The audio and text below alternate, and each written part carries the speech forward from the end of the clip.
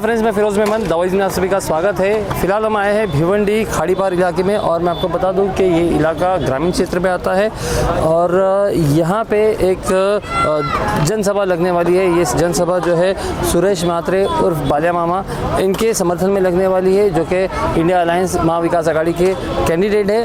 और इसके लिए यहाँ पे उनके सुपुत्र सुमित म्हात्रे और उनके भतीजे योगेश म्हात्रे जो है यहाँ पे पधारने वाले। ये सभा मैं आपको बता दूं जो खाड़ीपार के सरपंच है अल्ताफ बाली उनके द्वारा लगाई गई है। लेकिन सिर्फ अल्ताफ बाली नहीं, बाकी के जो खाड़ीपार के अंदर जितने भी लीडर है, जितने अलग अलग पार्टी के जो लीडर है, वो सब भी यहाँ पे मौजूद है और उनके ही नेतृत्व में जो है ये जनसभा लगाई गई है।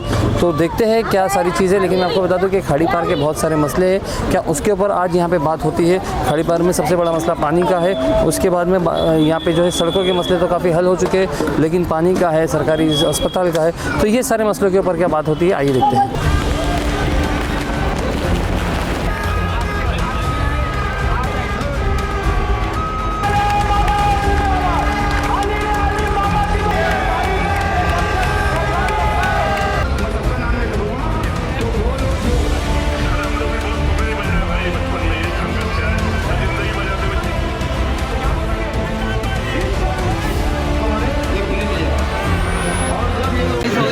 भिवंडी खाड़ीपार के सभी दर्शकों का मैं तहे दिल से शुक्रिया अदा करता हूँ कि आप यहाँ पे आए हो। आपका प्यार इंडिया गठबंधन और बाल्या मामा को दिख रहा है। और मोदी सरकार तारीफ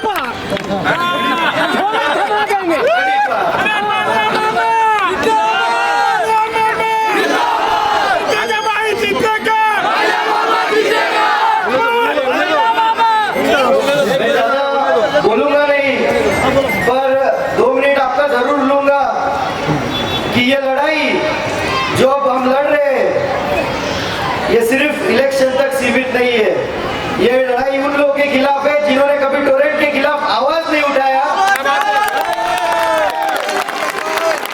ये उन लोगों के खिलाफ है जो कभी आपको देखने नहीं आए, और ये उन लोगों के खिलाफ है जो ये देश का संविधान बदलना चाहते हैं।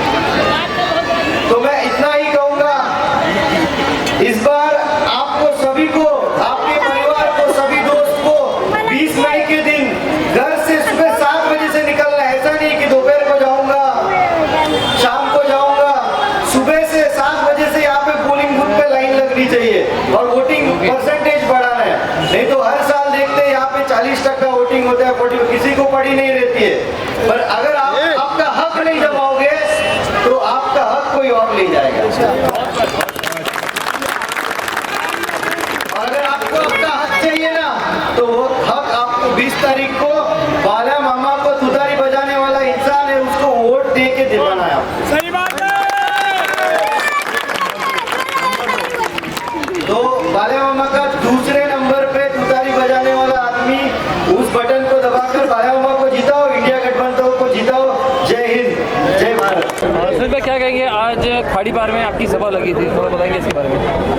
नहीं, अभी जैसे ही चुनावी माहौल नज़दीक आया, ये पब्लिक मीटिंग आप लोग लाइन से जाएं, सवाल पब्लिक के लिए रखा गया था, जिसमें हमने संबोधित किया और यहाँ पर बड़े पैमाने पे लोग आए और लोगों ने बाल्या मामा को अपना समर्थन जाहिर किया। जी, आपको क्या लग रहा है, ये खाड़ीपार से कितना % वोट जो है बाल्या मामा, मतलब महाविकास आघाड़ी को या तो तारीख होगी रहेगी? महाविकास आघाड़ी और जिस तरीके से माहौल बना हुआ है, उस तरह से ऐसा लग रहा है कि 100% वोट ये बाल्या मामा को ही गिरने वाले हैं। अभी आपने स्टेज से टोरेंट की बात की थी, तो टोरेंट के मुद्दे को किस हद तक के हल करेंगे मामा, मतलब किस तरह से, किस प्रकार से करेंगे? मैं यही कह रहा था कि अगर जब पार्लियामेंट में जाएंगे तो पार्लियामेंट में अगर बाल्या मामा को आपने जिता कर पहुँचाए तो पहला मुद्दा ही वहाँ पे टोरेंट का जाहिर होगा। ये आप सभी लोग देख लेंगे। सुन, तो कई सालों से खाड़ीपार के अंदर पानी की बहुत समस्या है, मतलब तकरीबन 15 सालों से खाड़ीपार में पानी की समस्या है। तो इसके ऊपर कुछ बात या कुछ आश्वासन वगैरह? मैंने ये 2-3 साल पहले भी जब मैंने देखा था, ये बहुत टाइम से ये लोग जूझ रहे हैं इस समस्या से, पर इस समस्या का हल करना मुश्किल या नामुमकिन ऐसा चीज़ है नहीं। ये जो 35,000 का चश्मा पहन के सबको बता रहे हैं कि 35,000 करोड़ का हमने काम किया, ये काम किया है, ये पाइपलाइन बनाना या लगाना उसके लिए चंद करोड़ की समस्या है। तो वो जो फंड है वो लाना एमपी के लिए कोई बड़ी बात नहीं, पर उसके लिए विजन चाहिए, लोगों की समस्या जानने के लिए लोगों में आना चाहिए। खूनी ग्राम पंचायत के सरपंच, उप सरपंच और सभी मेंबर ने आपका समर्थन दिया है, तो ये कुछ टर्म ऑफ कंडीशन में समर्थन दिया है कि बस यूं ही समर्थन दे दिया? नहीं, कोई टर्म्स एंड कंडीशन कोई किसी ने जाहिर नहीं किया। सब लोगों का यही कहना है कि आप, हमने बालिया मामा को देखा है, बालिया मामा काम कर सकते हैं, इस दौर से ही हमने समर्थन किया। ठीक। दोस्तों, हमारे साथ में खाड़ीपार के सरपंच अल्ताफ बाली है, तो इनसे थोड़ा सा बात करेंगे किस तरह से लोकसभा चुनाव को देख रहे हैं। फिलहाल यहाँ पे खाड़ीपार में एक सभा लगी हुई थी जहाँ पे इन्होंने सुरेश मात्रे उर्फ बालिया मामा को समर्थन दिया और इंडिया गठबंधन के लिए जो है वोट करने की अपील की। यहाँ पे बालिया मामा के जो सुपुत्र है सुमित मात्रे, साथ ही साथ में उनके जो भतीजे योगेश मात्रे वो भी उपस्थित थे।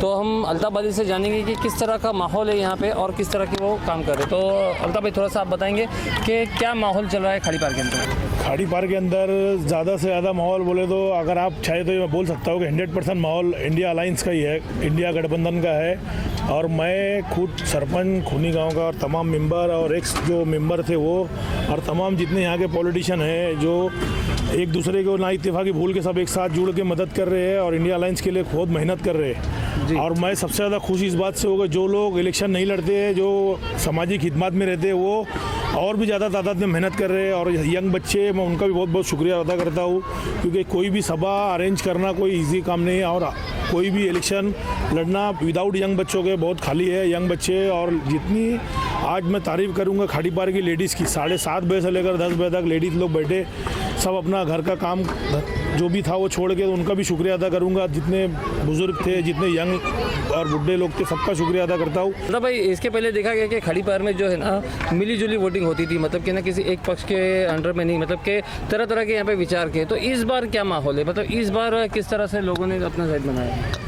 देखिए कैसा रहता है कि इस बार हमेशा की तरह मैं इस बार भी आपको बोलता हूँ कि खाड़ीपार में जो खासदार का इलेक्शन रहता है उसमें कभी भी मिली जुली वोटिंग नहीं हुई, एक तरफा वोटिंग हुई है। इतना है कि कम परसेंटेज में वोटिंग हुई। खासदार के इलेक्शन में इस बार भी ज़्यादा से ज़्यादा तादाद में वोटिंग होगी और हम लोग इस बार खाड़ीपार वाले इतिहास बनाएंगे और मेरे को ऐसा लगता है कि रिकॉर्ड तोड़ वोटिंग करेंगे। खाड़ीपार की जो परेशानियाँ हैं, तो इसके ऊपर आप लोगों की कुछ चर्चा हुई, जैसे जिस कैंडिडेट को आप जैसे बालिया मामा को सपोर्ट कर रहे हैं, तो उनके साथ में खाड़ीपार की जो परेशानियाँ उनको लेकर कुछ चर्चा हुई? खाड़ीपार के अंदर सबसे ज़्यादा जो परेशानी तो बहुत सारी है, लेकिन सबसे ज़्यादा जो तकलीफ है पानी की है। ऐसा नहीं है कि जो खासदार साहब थे उनके पास पानी की समस्या लेके लोग नहीं गए, खाड़ीपार के बहुत मेंबर लोग गए और बहुत लोग गए। कैसा रहता है, बड़ा जो मसला रहता है वो बड़ी पोस्ट वाला एकदम ईजी से हल कर सकता है, लेकिन उन्होंने नहीं किया क्योंकि उनका बोलना था कि यहाँ पर उनको वोट नहीं मिला, उनको सपोर्ट नहीं किया, इसके लिए नहीं किया। लेकिन मैं क्या बोलता हूँ, आप अपना पहले अगर आप पानी लाते और आप पानी ला के देते तो खाड़ीपार की आवाम खुद आपको सपोर्ट करती। फिर कोई भी कैंडिडेट खड़े रहता तो पार्टी ये नहीं देखती कि बीजेपी का है कि ये राष्ट्रवादी का है कि ये कांग्रेस का है। हमारी समस्या तो वहीं की वहीं है और ये समस्या कब हल होएगी? आज अगर हम उनको सपोर्ट कर रहे हैं, अगर इंशाल्लाह ताला वो जीत के आते हैं तो हम उनके पास भी यही समस्या लेके जाएंगे पहले पानी की। अगर वो भी हमारा मसला हल नहीं करते तो उनको भी हम आखिरी बार ही सपोर्ट करेंगे, फिर अगली बार हम कोई भी बार दूसरा देखेंगे, क्योंकि हमारी जो समस्या है वो पूरी नहीं हो पा रही है। और एक बात अब आपने अच्छा सवाल किया कि जो पानी की समस्या है, ये समस्या मेरी पूरी बॉडी और इसके पहले के भी जितने सरपंच थे और जितनी बॉडी थी वो बहुत कोशिश करते हैं, लेकिन ये पानी का बहुत बड़ा समस्या है क्योंकि यहाँ का बिल भी बहुत बाकी है।